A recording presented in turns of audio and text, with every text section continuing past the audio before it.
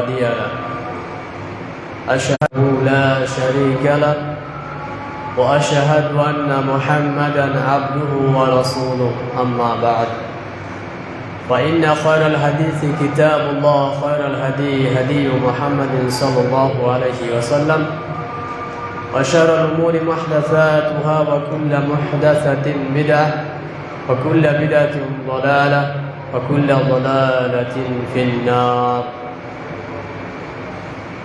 أعوذ بالله من الشيطان الرجيم. بسم الله الرحمن الرحيم. يا أيها الناس اتقوا ربكم الذي خلقكم من نفس واحدة وخلق منها زوجها وبث منهما رجالا كثيرا ونساء واتقوا الله الذي تساءلون به والأرحام إن الله كان عليكم رقيبا. يا أيها الذين آمنوا اتقوا الله حق تقاته ولا تموتن إلا وأنتم مسلمون. يا أيها الذين آمنوا اتقوا الله وقولوا قولا سديدا يصلح لكم أعمالكم ويغفر لكم ذنوبكم ومن يطع الله ورسوله فقد فاز فوزا عظيما. وقال الله تعالى قد أفلح من تزكى وقال الله تعالى قد أفلح من زكاها وقد خاب من دساها. মহান আল্লাহ সুবহানাহু ওয়া তাআলার নিমিত্তে সমস্ত প্রশংসা জ্ঞাপন করছি যে মহান আল্লাহ সুবহানাহু ওয়া তাআলা আমাদেরকে আজকের পবিত্র জুমার দিনে তার ঘরে একত্রিত করেছেন, এজন্য বলি আলহামদুলিল্লাহ। অতঃপর আমাদের শেষ নবী শ্রেষ্ঠ নেতা রাসূলুল্লাহ সাল্লাল্লাহু আলাইহি ওয়াসাল্লামের প্রতি আল্লাহ সুবহানাহু ওয়া তাআলার পক্ষ হতে অসংখ্য দরুদ ও শান্তি বিবর্ষিত হোক। আল্লাহুম্মা সাল্লি আলাইহি আল্লাহুম্মা বারিক আলাইহি। আমাদের জীবনে বেঁচে থাকার জন্যে, মুসলিমদের জীবনে বেঁচে থাকার জন্যে সামনে থাকে একটা রাস্তা, একটা দিক, একটা নীতি, একটা আদর্শ, এবং এই আদর্শকে ফলো করে চলা প্রত্যেকটা মুমিন ব্যক্তি, প্রত্যেকটা মুসলিম ব্যক্তির উপরে অপরিহার্য। এবং পৃথিবীর আর যত মানুষ রয়েছে সমস্ত মানুষ তারা তাদের ইহকালের যে শাস্তি এবং পরকালের যে বিপদ তার থেকে রেহাইয়ের জন্যে, বাঁচার জন্যে একটি রাস্তা, নির্দিষ্ট একটি আদর্শ গ্রহণ করা আবশ্যিক। কারণ আল্লাহ রাব্বুল আলামিন তিনি মানুষকে সৃষ্টি করেছেন এবং মানুষকে সৃষ্টি করার পরে মানুষের মধ্যে একটি ক্ষমতা দিয়েছেন যেটার নাম হচ্ছে বিবেক। এবং মানুষের সামনে আল্লাহ রাব্বুল আলামিন দুইটি রাস্তা দিয়েছেন। দুইটি রাস্তা কি? একটি খারাপ রাস্তা, একটি ভালো রাস্তা। কোনটি খারাপ কোনটি ভালো সেটা আল্লাহ রাব্বুল আলামিন বলে দিয়েছেন, এবং সেই সাথে ভালো মন্দ এটা বিচার করার জন্যে আল্লাহ তাআলা মানুষের বিবেক দিয়েছেন, বুদ্ধি দিয়েছেন। তাহলে মানুষের কাজ কি? শুধুমাত্র একটু বিবেক খাটিয়ে কোনটা মন্দ আর কোনটা ভালো এই বিবেচনা করে তাকে দুটি পথের একটি পথ চয়ন করতে হবে। যদি মানুষকে আল্লাহ রাব্বুল আলামিন বিবেক দিয়ে থাকেন, এমত অবস্থায় মানুষ যদি মনে করে যে আমি এখনো হেদায়েত পাইনি, আমি সঠিক পথ পাইনি, তবে সে আল্লাহর দেয়া বিবেকের খেয়ানত করেছে এবং সে অবশ্যই মিথ্যা কথা বলেছে। আর যদি এমন ব্যক্তি হয় যে ভালো আর মন্দ কিছু বুঝে না, যার বিবেক কাজ করে না, অর্থাৎ সে কখনো মনে করলে যৌন চাহিদা যদি তার তাড়না যায় তখন স্ত্রীর নিকটেও যায়, কখনো কখনো নিজের মায়ের নিকটেও চলে যায়, কারণ সে বুঝতে পারে না মাকে আর স্ত্রীকে। এই ব্যক্তি হচ্ছে বিবেক খারাপ ব্যক্তি। সে বুঝে না মেলামেশা করতে হয়, এটা কারণ হচ্ছে আমার যৌন উৎপীড়ন এসেছে। এখন এই ব্যক্তি যদি মা এবং বোন, মা এবং স্ত্রী উভয়কেই যখন চিনতে না পারছে, তখন বুঝতে হবে এই ব্যক্তি পাগল, এই ব্যক্তি বিবেক কাজ করছে না। তার মানে তার মধ্যে এই বিবেক রয়েছে যেটা ঠিক নয়। কি ঠিক নয়? মায়ের সঙ্গে সহবাস করা এটা হারাম, নিষিদ্ধ।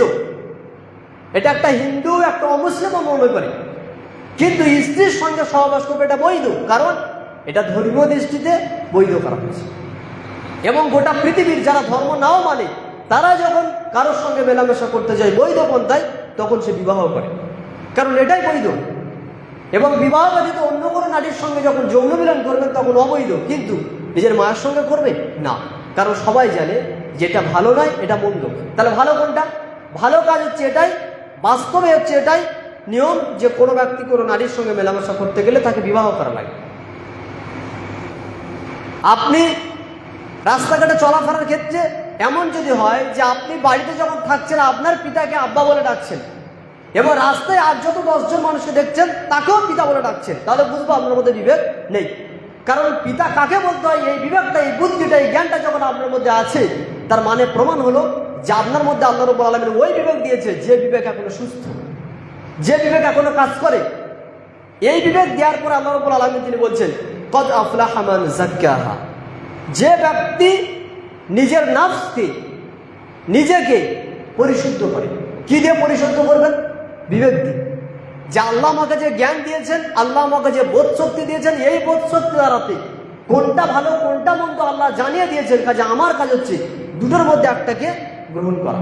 তখনই আল্লাহ বলছেন কদ আফলাহা মান যাক্কাহা ওয়া কদ খাবা মান দাসসাহা, যে ব্যক্তিরা নিজের বিবেককে কাজে লাগিয়ে, নিজের বুদ্ধিকে কাজে লাগিয়ে তারা সঠিক পথটা গ্রহণ করেছে, এই ব্যক্তিরা হচ্ছে নিজেকে পরিশুদ্ধকারী ব্যক্তি, এরাই হচ্ছে সফলকাম ব্যক্তি। অকদ খাবা মান দাসসাহা, আর যে ব্যক্তি নিজের নফসকে পরিশুদ্ধ করেনি, বিবেককে কাজে লাগায়নি, ভালো মন্দ চিন্তা না করে সেই ব্যক্তি মিথ্যার উপরে জীবনযাপন করেছে, পাপের উপরে জীবনযাপন করেছে, এই ব্যক্তি হচ্ছে ক্ষতিগ্রস্ত ব্যক্তি। তাহলে আমাদের জীবনে ভালো এবং মন্দ দুটো রাস্তা রয়েছে, এই দুটোর মধ্যে থেকে একটা রাস্তাকে আমাকে আপনাকে চয়ন করতে হচ্ছে। কি দিয়ে চয়ন করব? চয়ন করবো বিবেক দিয়ে। বিবেক দিয়ে চয়ন করবো। বিবেক দিয়ে কিভাবে চয়ন করবো? কোনটা ভালো কোনটা মন্দ। চুরি করা ভালো কাজ নাকি মন্দ কাজ? এটা আমরা স্বাভাবিক গতিতে সবাই বুঝি মন্দ কাজ। জেনা করা ভালো কাজ না মন্দ কাজ? সবাই বুঝি মন্দ কাজ। কিন্তু এই মন্দ কাজ যখন আপনি আমি বুঝে নিচ্ছি, বুঝে নেওয়ার পরে আমরা এই মন্দ থেকে যখন নিজেদেরকে পরিশুদ্ধ না করছি, তাহলে আমরা কি? আমরা ক্ষতির মধ্যে আছি। আর বান্দার জন্য আল্লাহর পক্ষ থেকে পাপ করার পরে সবচেয়ে বড় শাস্তি দুনিয়াতে কি? যে বান্দা যখন কোনো পাপ করে, পাপ করার পরেও ওই বান্দা পাপ কর্মকে পাপ বলে বিবেচনা করার ক্ষমতা হারিয়ে ফেলে। এটা হচ্ছে তার উপরে আল্লাহর পক্ষ থেকে শাস্তি। কি শাস্তি? আল্লাহর পক্ষ থেকে বান্দার উপরে দুনিয়াতে একটা বড় শাস্তি হলো বান্দা পাপ করে এবং পাপটাকে পাপ মনে করে না, এটা হচ্ছে বান্দার উপরে বড় শাস্তি। যেমন আমি মনে করি যে বিড়ি খাওয়া হারাম, এটা খাওয়া যায় না, এটা কি? পাপ। আমি জানি এটা পাপ, কিন্তু আমি যখন পাপ জেনে ওই কর্ম থেকে নিজেকে বিরত না রাখছি, তার মানে ওটা আমার কাছে পাপ মৌখিক, আন্তরিকভাবে আমার কাছে ওটা পাপ নয়। যদি আমি আন্তরিকভাবে বিশ্বাস করতাম এটা পাপ, আমি নিজেকে তার থেকে বিরত রাখতাম। যখন আমি বিরত রাখতে পারছি না, তার মানে হলো আমি ক্ষতিগ্রস্তের মধ্যে। কারণ আমি ক্ষতির মধ্যে এই জন্যে যে আমার মধ্যে থেকে সেই জ্ঞান আল্লাহ তাআলা উঠিয়ে নিয়েছেন, আমার মধ্যে থেকে সেই ক্ষমতাকে আল্লাহ তাআলা উঠিয়ে নিয়েছেন যে পাপকে পাপ বলে বিবেচনা করার মতো ক্ষমতা আমার নেই। যার কারণে আমি অনবরত সারা জিন্দগি পরে একই পাপ করে থাকি, কিন্তু কোনোদিন আমার অন্তরে আঁচড় কাটে না যে এইটা পাপ। আর যখন আপনি কোনো পাপকে পাপ বলে জ্ঞান না করবেন, তখন আপনার মরণ হবে এমন অবস্থায় যে আপনি বড় থেকে বড় পাপ করে মারা যাবেন বিনা তাওবা। কি এটা? জাহান্নামে যাওয়ার কারণ, যেটাকে আপনি পাপ মনে করছেন না। এই যারা 5 ওয়াক্ত সালাত আদায় করছে না, 5 ওয়াক্ত সালাত যারা আদায় করছে না, তারা পাপ করছে, কিন্তু অনবরত পাপ করছে। জোহরের সালাত যদি কোনো ব্যক্তি আদায় করে কিন্তু জামাতের সঙ্গে আদায় করেনি, ওই ব্যক্তি পাপ করছে। এটা কত কঠিন পাপ! এমন কঠিন পাপ যে একজন ব্যক্তিকে দিন থেকে বের করে দেয়, ইসলাম থেকে বের করে দেয়। ওই পাপটা আপনার নিকটে পাপ মনে হচ্ছে না, কারণ আল্লাহ রাব্বুল আলামিন পাপ করতে করতে আপনার উপর থেকে ওই জ্ঞানটা উঠিয়ে নিয়েছেন, ওই ক্ষমতাটা উঠিয়ে নিয়েছেন যে আপনি এটা পাপ ভাবছেন না, পাপকে পাপ ভাবছেন না। যখন আপনি পাপটাকে পাপ ভাববেন না, তখন আপনি বলেন তওবা করবেন কখন? তওবা করার কোনো প্রশ্নই আসে না। যখন পাপকে আমি পাপ মনে না করছি, ওটার থেকে তাওবা করার কোনো প্রশ্নই আসে না। আর যখন আপনি তাওবা না করে এভাবে দিন কাটাবেন, তখন আপনার মরণ হবে এমন অবস্থায় যে আপনি বিনা তাওবায় মারা যাবেন। এই যারা শিরক করে, তারা যদি বুঝেন এটা পাপ, তারপরে যখন শিরক করছে, তার মানে তার মধ্যে শিরক যে কত ভয়াবহ এই জ্ঞানটা, এই বিবেকটা, এই বোধটা নেই, উঠে গেছে। কিসের কারণে উঠে গেছে? পাপ করতে করতে করতে করতে উঠে গেছে। পৃথিবীতে যত পাপ রয়েছে, মানুষ যখন কোনো পাপকে পাপ বলে গণ্য করে ওই পাপ থেকে নিজেকে বেঁচিয়ে রাখবে, আল্লাহ তাআলা বলছে এই ব্যক্তি মূলত ওই ব্যক্তি যারা সফলকাম। আর যারা নিজেকে পাপের মধ্যে ডুবিয়ে রেখেছে, তারা হচ্ছে এমন ব্যক্তি যারা চিৎপথগ্রস্ত। তাহলে আমরা কোনটাকে পাপ বলে জানি এবং পাপ থেকে তওবা করছি কিনা, কেন তওবা করছি না? তওবা না করার বড় কারণ হচ্ছে পাপটাকে আমরা পাপ বলে মনে করি না, গোনাকে আমরা গোনা বলে মনে করি না। যদিচ আমরা মুখে বলি এটা গোনার কাজ, এটা পাপের কাজ, কিন্তু এটা আসলে আমার নিকটে গোনা নয়। আর একটা আল্লাহ রাব্বুল আলামিনের বিষয়ে মানুষ ভুল ধারণা রাখে, এটা একটু ক্লিয়ার করি।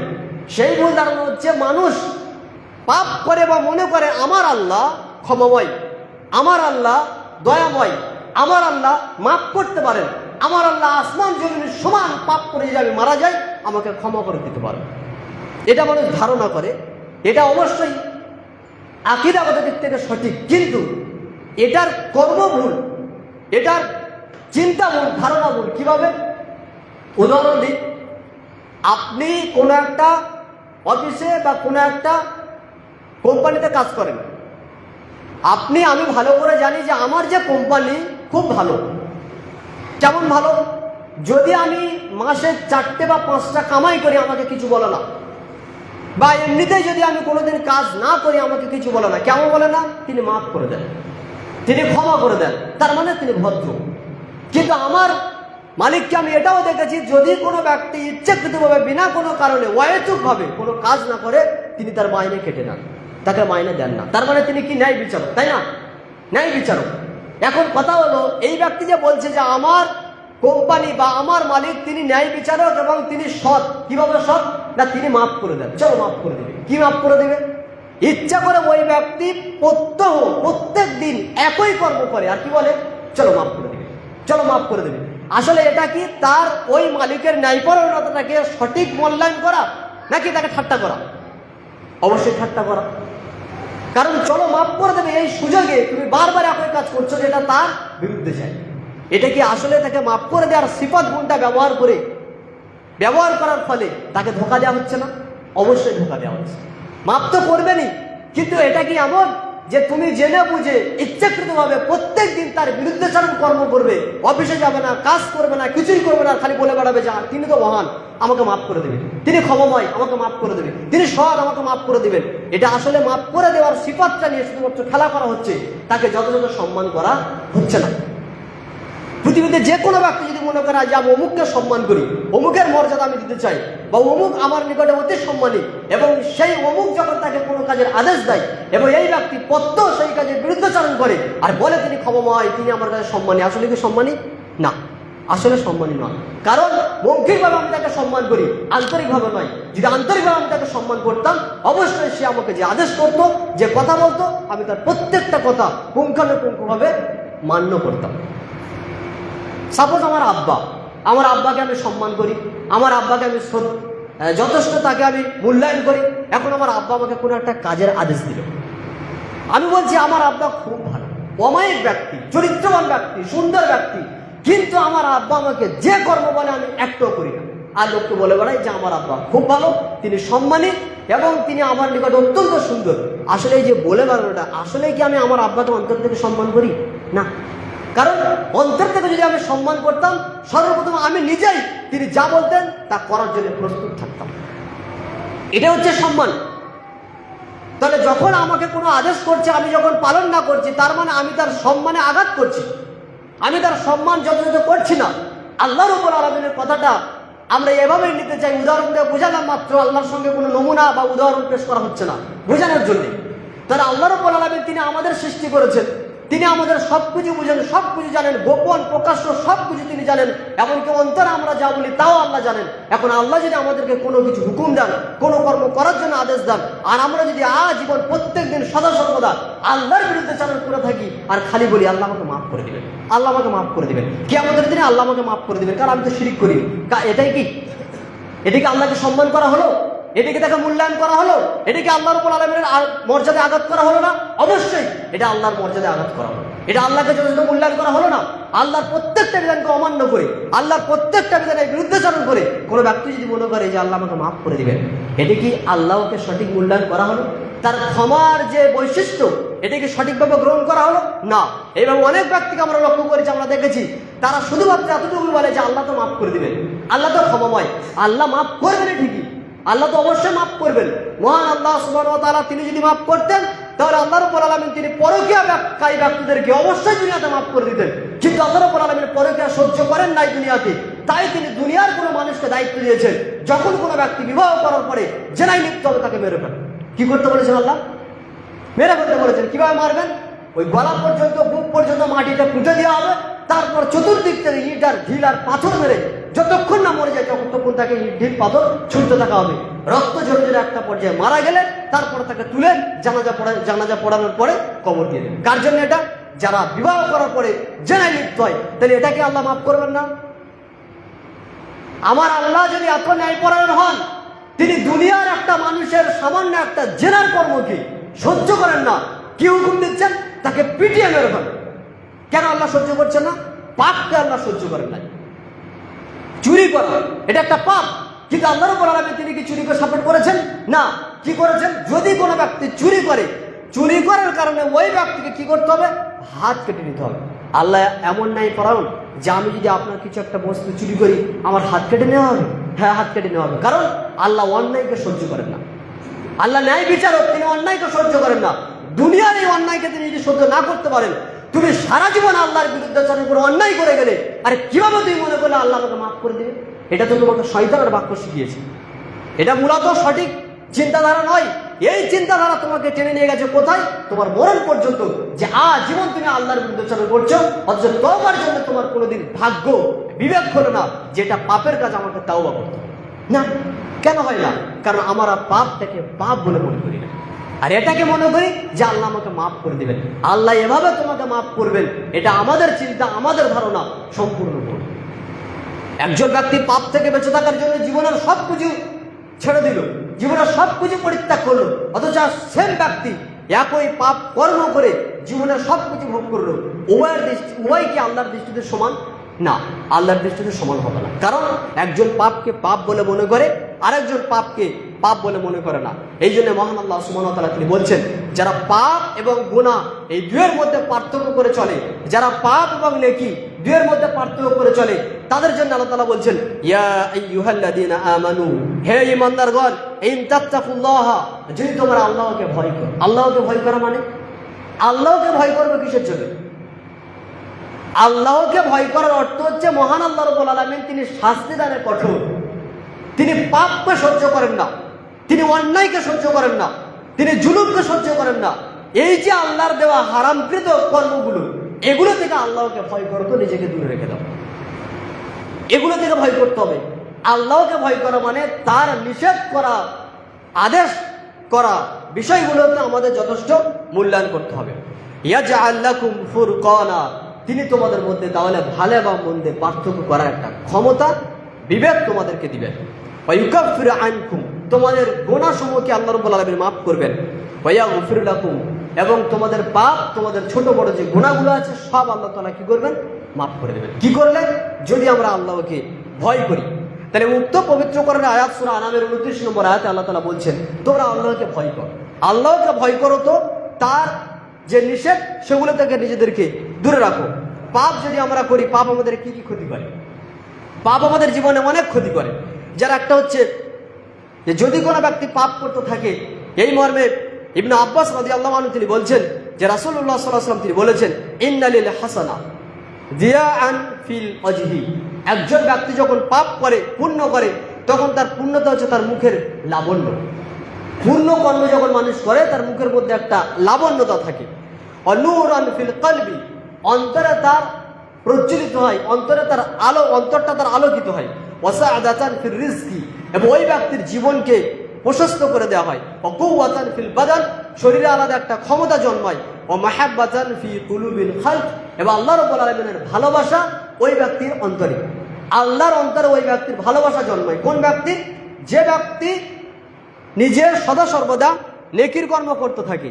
অপর দৃষ্টিতে যে ব্যক্তি পাপ কর্ম করে, সেই ব্যক্তির বিষয়ে রাসূল ইবনে আব্বাস রাদিয়াল্লাহু আনহু তিনি বলছেন, ওই ব্যক্তির মুখ কালিমা হয়ে যায়, ওই ব্যক্তির অন্তর অন্ধকারে পরিণত হয়, ওই ব্যক্তির জীবিকাকে সংকোচন করে দেওয়া হয়, এবং ষষ্ঠার হৃদয়ে ওই ব্যক্তির জন্য অসন্তোষের বৈশিষ্ট্য প্রকাশ পায়।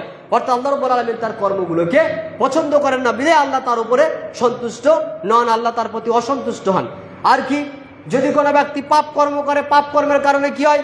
আত্মমর্যাদা বোধ ক্ষুণ্ণ হয়ে যায়, আত্মমর্যাদা বোধ হারিয়ে যায়। এই মর্মে একটি হাদিস মুগিরা বিন শুবা রাদিয়াল্লাহু আনহু তিনি বলছেন যে সাদ ইবনে উবাদা রাদিয়াল্লাহু আনহু তিনি বলেছেন, আমি যদি আমার স্ত্রীর সঙ্গে কোনো ব্যক্তিকে, কোনো পরপুরুষকে দেখি, তবে অবশ্যই আমি তাকে তরবারির ধারালো অংশ দিয়ে, তরবারির ধারালো দিক দিয়ে আঘাত করব। একথা রাসূলুল্লাহ সাল্লাল্লাহু আলাইহি ওয়াসাল্লামের নিকটে সাহাবায়ে কেরাম পেশ করলেন। তখন নবী করিম সাল্লাল্লাহু আলাইহি ওয়াসাল্লাম তিনি বলছেন, আতাজাবুনা মিন গায়রাতি সাদিন, তোমরা কি সাদের এই গায়রাত, আত্মমর্যাদা বোধ নিয়ে খুব অবাক হচ্ছ? এটা কি তোমরা খুব অবাক হচ্ছ? লানা আগয়ারু মিনহু, আমি তো সাদের থেকে বেশি আত্মমর্যাদা বোধ রাখি নিজের মধ্যে। আত্মমর্যাদা বোধ, গায়রাত যাকে বলা হয়। ওয়াল্লাহু আগয়ারু মিন্নি, আর আল্লাহ আমার চেয়ে আরো বেশি আত্মমর্যাদা বোধ সম্পন্ন। আল্লাহ বেশি আরো অধিক এই মর্মে হক রাখে আত্মমর্যাদার দিক থেকে। অর্থাৎ আমরা আল্লাহর আত্মমর্যাদা আঘাত করব, এটা আল্লাহ কখনোই সহ্য করেন না। আপনার স্ত্রীর নিকটে কোনো ব্যক্তি যাবে, এটা আপনার আত্মমর্যাদায় লাগে। আত্মমর্যাদা মানে আমার কলিজায় লাগে, আমার ব্যক্তিত্বে লাগে, আমার সম্মানে আঘাত হয়, এটা হচ্ছে আত্মমর্যাদা বোধ। গোনা করার কারণে আজকের দিনে আমাদের মধ্যে কিন্তু সে আত্মমর্যাদা বোধ হারিয়ে গেছে, কারণ এটা গোনা নয়। কেমন উদাহরণ, টাকা ইনকাম করতে হবে তাও ভালো, যদি খরিদ্দার না আসে তাহলে নিজের স্ত্রীকে নিয়ে, নিজের 16 বছরের মেয়েকে নিয়ে দোকানে দাঁড় করে দিতে হবে, কারণ আত্মমর্যাদা বোধ নাই। এই জন্যে আত্মমর্যাদা বোধ নেই। নিজের স্ত্রী বাজারে যাবে, 10 জন ব্যক্তি তার দিকে তাকাবে, তাকে দেখে তারা চোখের ক্ষুধা নিবারণ করবে, এটা আমি গুনাহ মনে করি না, আমার অন্তরে লাগে না। কেন? আমার মধ্যে আত্মমর্যাদা বোধ নেই। কিসের কারণে? পাপ করার কারণে। এই জন্য নবী করিম সাল্লাল্লাহু আলাইহি ওয়াসাল্লাম তিনি বলছেন, সাদের যে আত্মমর্যাদা বোধ তোমরা লক্ষ্য করে অবাক হচ্ছ, এর চেয়ে আমি বেশি আত্মমর্যাদা বোধ রাখি নিজের মধ্যে, তার চেয়ে আল্লাহ বেশি রাখেন। তার মানে তোমরা পাপ করার ক্ষেত্রে আল্লাহকে বেশি ভয় করো। তিনি অনেক বেশি আত্মমর্যাদা বোধ সম্পন্ন, তিনি এই মর্মে অনেক বেশি হক রাখে আমাদের উপরে, যে আমরা তাকে যেন সম্মান করি, তার আত্মমর্যাদা আমরা যেন আঘাত না করি। আল্লাহর আত্মমর্যাদা আঘাত করা মানে গুনাহ করা। আল্লাহর আত্মমর্যাদা আঘাত করা মানে আল্লাহর দেওয়া বিধানের বিপরীত চলাফেরা করা। আল্লাহর আত্মমর্যাদা আঘাত করা মানে আল্লাহ যে সমস্ত বিধিবিধান আমাদেরকে দিয়েছেন তার কোনো যথাযথ মর্যাদা প্রদান না করা, এটা হচ্ছে আল্লাহর আত্মমর্যাদা আঘাত করা। আমরা যে দিন রাত আল্লাহর আত্মমর্যাদা আঘাত করতে থাকি, আর যদি মনে করি যে আমরা এটা গুনাহ করছি না, তাহলে আমাদের চেয়ে বড় পাপী আর কে হতে পারে? আমাদের তওবা করার দরজা কখন খুলবে? আমাদের তওবা করার দরজা খুলবে না। এভাবে করে আমাদের জীবন চলে যাবে। একটা পর্যায়ে আমরা চলে যাব কোথায়? চলে যাব ওই মরণের প্রান্তে। তখন আমরা বিনা তাওবায় মারা যাব। কিসের কারণে? পাপকে পাপ মনে না করার কারণে। এরপরে অপমান অপদস্থ হওয়া। যদি কোনো ব্যক্তি দুনিয়াতে পাপ করে, ওই ব্যক্তি দুনিয়াতে অপমান অপদস্থ হয়। তার মধ্যে একটা বড় রাস্তা হচ্ছে জেনার রাস্তা, অবৈধ সম্পর্কের রাস্তা। কত ব্যক্তি অবৈধ সম্পর্ক করে একটা পর্যায়ে গিয়ে জীবনের কোনো কিনারা খুঁজে পায়। কারণ কি? কারণ হচ্ছে পাপটাকে পাপ মনে না করে তার দিকে অগ্রগতি হওয়া, তার দিকে এগিয়ে যাওয়া। একটা পর্যায়ে ওই ব্যক্তি অপদস্থ হয়, লাঞ্ছিত হয়। কিসের কারণে? তা হচ্ছে পাপ করার কারণে। লজ্জাহীনতা। যদি কোনো ব্যক্তি পাপ করতে থাকে, তার মধ্যে এই গুণ পাওয়া যায় যে লজ্জা দিনে দিনে তার মধ্যে থেকে হারিয়ে যায়। লজ্জা নেই। লজ্জা কার নেই? যে ব্যক্তি বেহায়া। বেহায়াকে? যে ব্যক্তি নির্লজ্জ। নির্লজ্জকে? যে ব্যক্তির কাছে কোনো পাপের কর্ম পাপ মনে হয় না, যে ব্যক্তির কাছে কোনো গুনার কর্ম গুনাহ মনে হয় না, যে ব্যক্তির কাছে কোনো অপরাধ প্রবণ কর্ম অপরাধ মনে হয় না, এমনকি ওই কর্ম পিতামাতার সামনেও তারা করতে দ্বিধাবোধ করে না। যেমন আমাদের বর্তমানে এখন সমাজকে যদি আমরা লক্ষ্য করি, আগে এটা আমরা অনেকবার মসজিদে খুতবাতে উল্লেখ করেছি, আবারও বলি, যে আগে আমরা দেখেছি যে ছেলেমেয়েরা স্কুল পাঠশালায় পড়াশোনা করতো, তারা একে অপরের সঙ্গে এভাবে করে গল্প গুজব করছে, এরকম কোনোদিন দেখা যায় না। এখন ট্রেনে বাসে সব জায়গাতে গায়ের ওপরে, কাঁধের ওপরে, পিঠের ওপরে মাথা দিয়ে তারা জার্নিং করছে। কেন? এটা লজ্জা নেই তাদের মধ্যে। লজ্জা কেন নেই? এইটা সমাজে এমন একটা অবস্থান গ্রহণ করেছে যে এটা কোনো পাপের কর্ম নয়, এটা কোনো গুনার কর্ম নয়। এমনকি প্রকাশ্যে জেনা করাটাও কোনো গুনার কর্ম নয়। গান শুনছেন আপনি আপনার পিতার সামনে, আপনার মায়ের সামনে, এমন গান যেগুলোর বাক্যগুলো এমন, যেগুলো আসলে আপনি বুঝতে পারবেন না কি ভাষা, কত জঘন্য পর্যায়ের হতে পারে। আপনি কেন শুনছেন পিতামাতার সামনে? আপনার মধ্যে সেই বিবেক, সেই লজ্জা, সেই ঈমান আপনার মধ্যে নেই, যা দ্বারাতে আপনি ভাববেন যে হ্যাঁ এটা একটা খারাপ কাজ। এই জন্য রাসূল সাল্লাল্লাহু আলাইহি ওয়াসাল্লাম বলছেন, যদি কোনো ব্যক্তি পাপ করতে থাকে তার মধ্যে থেকে এই গুণটা উঠে যায়। কি গুণ? লজ্জা উঠে যায়। কিভাবে? আবু হুরায়রা রাদিয়াল্লাহু আনহু তিনি বলছেন, আল ঈমানু বিদ'উন ওয়া সিত্তুনা শু'বা, ঈমানের 60টিরও বেশি শাখা প্রশাখা রয়েছে। তার মধ্যে একটি হচ্ছে কি, বলে হায়া ও শু'বাতুম মিনাল ঈমান। হায়া, লজ্জা হচ্ছে ঈমানের একটা অঙ্গ। অপর হাদিসে বাইহাকির মধ্যে উল্লেখ করা হয়েছে, আল্লাহ নবী সাল্লাল্লাহু আলাইহি ওয়াসাল্লাম তিনি উল্লেখ করছেন, আল হায়া ওয়াল ঈমানু কুরানাউ জামিয়া, ঈমান এবং লজ্জা উভয় একে অপরের সঙ্গে যুক্ত আছে। ফাইদা রুফিয়া আহাদুহুমা রুফিয়াল আখার, একটা উঠে গেলে অন্যটা উঠে যায়। তার মানে যে ব্যক্তির মধ্যে যত লজ্জা কম, তার মধ্যে তত ঈমান কম। যার মধ্যে যত ঈমান কম, তার মধ্যে তত লজ্জা কম। আর যার মধ্যে যত লজ্জা কম, তার মধ্যে তত পাপের কর্ম পাওয়া যাবে, যেহেতু তার মধ্যে ঈমান কম রয়েছে। তাহলে একজন ব্যক্তি যখন পাপের কর্ম করবে, তার উপর থেকে আস্তে আস্তে আস্তে আস্তে লজ্জা উঠে যায়। আমাদের মধ্যে থেকে কত যে লজ্জা উঠে গেছে। রাস্তায় দিয়ে সম্মানী ব্যক্তি যাক, আর বাপ যাক, আর চাচা যাক, যেই যাক, বিড়ি টানছে তো টানছে, মদ খাচ্ছে তো খাচ্ছে, জুয়া খেলছে তো খেলছে, কোনো লজ্জা নেই, কোনো কিছুই নেই। গান বায়না শুনছে তো শুনছে, ও আবার কি? আরে ভাই, আমাকে সম্মান না করো, অন্তত আল্লাহকে তো সম্মান করো। এই যে সম্মান বোধ কেন নেই? লজ্জা আস্তে আস্তে ধীরে ধীরে তার মধ্য থেকে উঠে গেছে। এভাবে করে পাপ কর্ম করার কারণে একজন ব্যক্তির নিম্ন থেকে নিম্ন দরজায় চরিত্র ধীরে ধীরে ধীরে ধীরে পৌঁছতে থাকে। একটা পর্যায়ে ওই ব্যক্তি পাপকে কখনোই মনে করতে পারে না যেটা পাপের কর্ম। সুতরাং আমাদের প্রত্যেকের উচিত হবে, আমরা পাপের যে ধাপে থাকি না কেন, গুনাহের যে ধাপে থাকি না কেন, আমাদের উচিত গুনাহ থেকে নিজেদেরকে ফিরে আসা, তাওবা করা। আর যদি আপনি তাওবা না করেন, তার মানে মনে করছেন এটা কোনো গুনার কাজ নয়। কাজে আমাদের এটা অন্তরে ধারণ করতে হবে, মুখে শুধু না, অন্তরে ধারণ করতে হবে যে এটা আসলে পাপের কাজ, এটা আসলে গুনার কাজ। যখন আপনি পাপের কাজ, গুনার কাজ বলে অন্তর থেকে কিছু ভাববেন, চিন্তা করবেন, অন্তরে সাড়া ফেলবে, তখন আপনি বুঝবেন যে হ্যাঁ, সত্যিকার অর্থে এটা আমি অন্তর থেকে বিশ্বাস করি যে এটা গুনার কাজ। আর যখন গুনার কাজ বলে সরে যান, কেটে পড়েন, তখন বুঝে নেবেন এটা আমার মৌখিক বাক্য, আসলে আমার কাছে এখনো পর্যন্ত এটা গোনা বলে পরিগণিত হয় নাই। যখন গোনা বলে আপনার নিকটে পরিগণিত হচ্ছে না, তখন তাওবা করাটা আপনার জন্য কঠিন হয়ে যাবে। যদি সেটা গোনা নাই, তাওবা কিসের? তখন আপনার মরণ এমন অবস্থা হবে যে আপনি বিনা তাওবায় ওই গোনা অবস্থায় মারা যাবেন।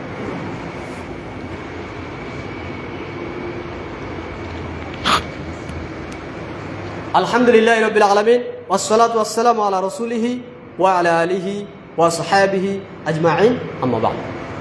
একজন ব্যক্তি গুনাহ করার কারণে তার মধ্যে আরেকটা বড় বিপদ চলে আসে। সে বিপদটা কি? সেটা হলো অন্তর মরে যায়।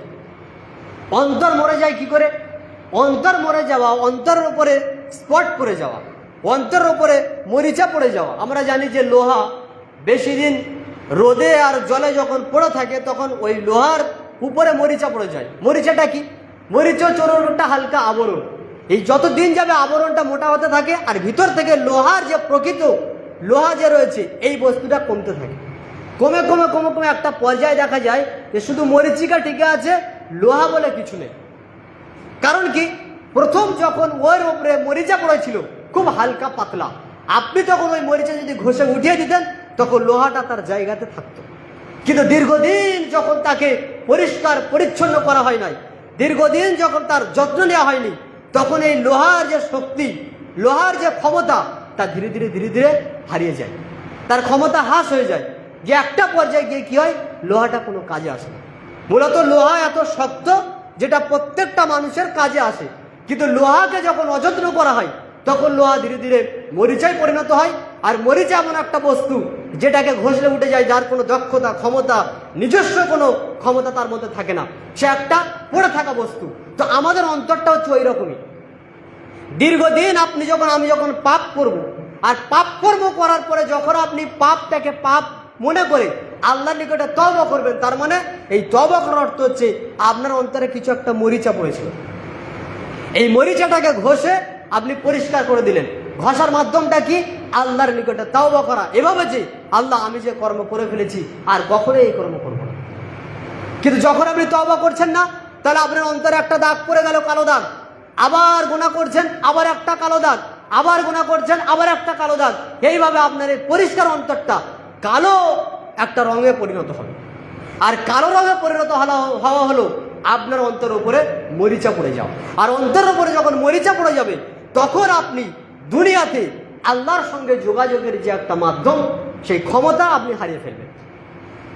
অর্থাৎ যে কোনো পাপ আপনার কাছে পাপ বলে মনে হবে না, যে কোনো গুনাহ আপনার নিকটে গুনাহ বলে মনে হবে না, এবং আপনি যে পাপ থেকে ফিরে আসবেন এই অন্তর আপনার চাইবে না। কেন চাইবে না? যেহেতু অন্তর ভাবে না। কোন একজন মুমিন ব্যক্তি, আল্লাহওয়ালা ব্যক্তি, পরেশগার ব্যক্তি যখন কোনো ছোট থেকে ছোট একটা পাপ করে ফেলে, সে সঙ্গে সঙ্গে আল্লাহর নিকটে ক্ষমা চায় যে আল্লাহ কি না কি পাপ করে ফেলেছে। উমর রাদিয়াল্লাহু আনহু ব্যক্তি, উমরের মতো ব্যক্তি যিনি রাত্রে তাহাজ্জুদ পড়ে আল্লাহর নিকটে হাউমাউ করে কাঁদছেন যে আল্লাহ আমাকে ক্ষমা করো, আমাকে মাফ করো। আপনি বলেন তো উমর রাদিয়াল্লাহু আনহুর প্রকাশ্যে কি এমন বড় পাপ আছে যার জন্য তিনি রাত্রে তাহাজ্জুদ পড়ে আল্লাহর নিকটে হাউমাউ করে কাঁদছেন? আমরা কি বলতে পারবো? না। তাহলে তিনি কাঁদছেন কেন? কারণ তিনি নিজেকে নিয়ে অনুশোচনা করেন, নিজেকে নিয়ে ভাবেন যে হ্যাঁ হয়তো আমার হতে পারে কোনো গুনাহ হয়েছে, হয়তো আমার মধ্যে কোনো পাপ রয়েছে, যে পাপের কারণে হয়তো আমি জাহান্নামে যাব, যে পাপের কারণে হয়তো আল্লাহ আমার উপর নারাজ, শুধু আল্লাহর নিকটে আমাকে তওবা করতে হবে, আল্লাহর নিকটে আমাকে ক্ষমা চাইতে হবে, আল্লাহর নিকটে কান্নাকাটি করতে হবে। আবু বকর রাদিয়াল্লাহু আনহু ব্যক্তি, তিনি আল্লাহ রাব্বুল আলামিনের নিকটে কাঁদছেন, আল্লাহর নিকটে হাত তুলে দোয়া করছেন, তিনি তাহাজ্জুদের সালাতে দাঁড়িয়ে কাঁদছেন। কেন কাঁদছেন? কিসের জন্য? আপনি বলেন তো আবু বকরের জীবনে এমন কি পাপ রয়েছে যে পাপের কারণে তিনি কাঁদছেন? আমরা কি খুঁজে পাচ্ছি সেই পাপ? নেই। তিনি কাঁদেন কেন? আল্লাহর প্রতি মহাব্বত, আল্লাহর প্রতি ভালোবাসা এবং গুনাহ থেকে নিজেকে বাঁচিয়ে নেওয়ার জন্য তিনি বলছেন আল্লাহ যদি কোনো পাপ হয়ে থাকে আমাকে ক্ষমা করো, আমাকে ক্ষমা করো। স্বয়ং মুহাম্মদ সাল্লাল্লাহু আলাইহি ওয়াসাল্লাম তিনি যখন তাহাজ্জুদের সালাতে দাঁড়াতেন তিনিও কাঁদতেন। কেন কাঁদতেন? মুহাম্মদ সাল্লাল্লাহু আলাইহি ওয়াসাল্লামের জীবনে কি কোনো গুনাহ ছিল, কোনো পাপ ছিল? না। তিনি কাঁদতেন কেন? এই জন্য যে আল্লাহর প্রতি মহাব্বত, আল্লাহর প্রতি ভালোবাসা। যদি আল্লাহ আমার প্রতি কোনো ক্রমে নারাজ হয়, এই জন্য আগে থেকে আল্লাহর নিকটে তিনি ক্ষমা চাচ্ছেন, আল্লাহর নিকটে আগে থেকে তিনি এই মর্মে কান্নাকাটি করছেন আল্লাহ যদি আমার কোনো গুনাহ থাকে তুমি মাফ করে দাও, আল্লাহ তোমার এই নিয়ামত আমি যে অর্জন করেছি তার যত যত যেন শুকরিয়া আদায় করতে পারি, এটা ঠিকভাবে শুকরিয়া আদায় হচ্ছে কিনা সেজন্য তিনি কান্নাকাটি করছেন। এটা হচ্ছে তাদের চিন্তা, ভাবনা, ধারণা।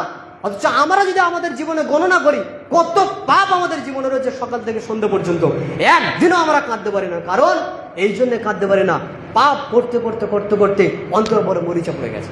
আল্লাহ রাব্বুল আলামিন তিনি বলছেন ওয়ালা তাকুনু কাল্লাযিনা উতুল কিতাব মিন ক্বাবল, তোমরা তাদের মতো হয়ে যাবে না যাদেরকে তোমাদের পূর্বে কিতাব দেওয়া হয়েছিল, ফাতালা আলাইহিমুল আমদ, এবং সেই ব্যক্তিরা কিতাব দেওয়ার পরে তারা অনেক দিন পার করেছিল। তার মানে যেমন আমাদের কাছে কোরআন এসেছে, কোরআন এমন একটি কিতাব যেটা পৃথিবীতে কোনো ব্যক্তি রচনা করতে পারবে না এবং কিয়ামত পর্যন্ত এর উপরে কোনো মানুষের এমন কোনো নির্দেশনা নেই যার কারণে কোনো ব্যক্তি ভালো একটা রাস্তা পথ পেতে পারে। এই কোরআনে আল্লাহ রাব্বুল আলামিন আমাদেরকে দিয়েছেন। আমরা কোরআন পেয়েছি কত বছর আগে? 1450 বছর পূর্বে। এই কোরআন পাওয়ার পরেও আমরা কি গুনাহ করছি না? আমরা কি পাপ করছি না? আমাদের অন্তরে কি তালাবদ্ধ হয়ে যায়নি? গেছে। এই জন্য আল্লাহ বলছেন তোমরা যেন ওদের মতো হয়ে যাও না যাদেরকে ইতিপূর্বে কিতাব দেওয়া হয়েছে আর তোমাদেরকে কিতাব দেওয়া হচ্ছে, তারা দীর্ঘদিন যাবৎ কিতাব গ্রহণ করার পরেও তারা পাপের রাস্তায় চলেছে। ফলে তাদের অন্তর কি হয়েছে? অন্তরে মরিচা পড়েছে, অন্তরে মোহর মেরে দেওয়া হয়েছে। ফলে তারা আল্লাহ রাস্তায় ফিরতে পারছে না, পাপ করেই চলেছে। তোমরা যেন এমনটা না করো, তোমরা যেন এমনটা না করো। ফাকাসাত কুলুবুহুম, তাদের পাপের কারণে তাদের অন্তরে মরিচা পড়ে গিয়েছিল। ওয়া কাসীরুম মিনহুম ফাসিকুন, কারণ ছিল তাদের অধিকাংশ ব্যক্তি ছিল পাপী, তাদের অধিকাংশ ব্যক্তি ছিল গুনাহগার। সূরা হাদীদের 16 নম্বর আয়াত।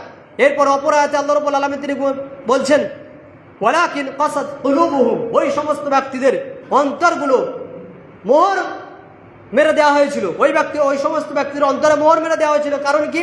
ওয়াযায়্যানা লাহুমুশ শাইতান মা কানু ইয়ামালুন, তারা যে আমলগুলো করত সেই আমলগুলো তাদের দৃষ্টিতে খুব ভালো করে সুন্দর করে তুলতো শয়তান নিজে, যেগুলো কোনো গুনার কাজ নয়, এগুলো ভালো কাজ। যেমন বর্তমানে পরকীয়া করা, নিজের বউ থাকতে অন্য কারোর বউয়ের সঙ্গে লাইন মারা, এটা হচ্ছে ভালো কাজ, কোনো ব্যাপার নেই, এটা কোনো ব্যাপার নেই।